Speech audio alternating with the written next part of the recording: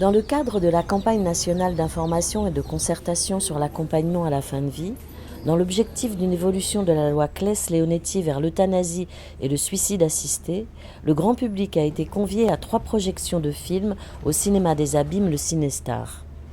2 fictions ont été sélectionnées pour illustrer la thématique. Tout s'est bien passé de François Ozon et De son vivant de Emmanuel Berco, ainsi qu'un documentaire de Perrine Michel, Les équilibristes.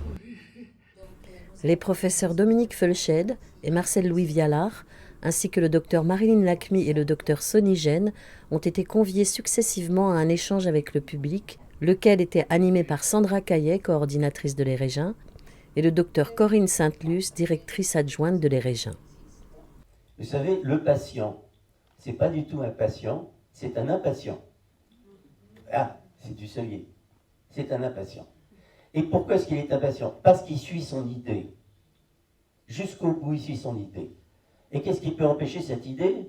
Reprend Angelo. Il faudrait que l'amour soit plus fort que la mort.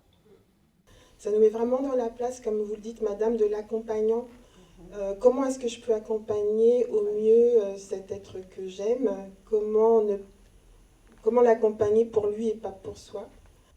C'est la relation entre ce père et ce fils qui ne se connaissent pas et qui, à travers la mort de l'un, arrivent à se retrouver.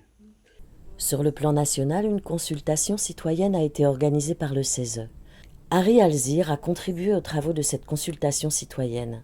Il était présent lors d'une des projections organisées par les Régins. Monsieur Alzire, qu'est-ce que le CESE? Alors, le CESE, c'est une chambre qui existe en France, d'accord, comme le Sénat, comme l'Assemblée nationale. C'est la 3e chambre de France également. Alors, c'est eux qui... alors, c'est le Conseil économique et social et environnemental. Alors, c'est eux qui travaillent sur pas mal de sujets en France, sur les sujets de société. Alors, le président de la République a lancé une consultation citoyenne, d'accord, pour parler de la fin de vie, parce qu'il y a une demande qui est grandissante en France en ce qui concerne ce qu'on appelait avant l'euthanasie. Une réaction sur les travaux de consultation citoyenne organisés par le CESE? Ce sont des travaux qui sont quand même très lourds, ce sont des réflexions qui sont posées, d'accord, avec beaucoup également d'auditions sur les personnels soignants, sur les religieux, etc. Je suis passé un petit peu par là par rapport à ma mère, qui restait quand même longtemps malade. Les réactions étaient nombreuses.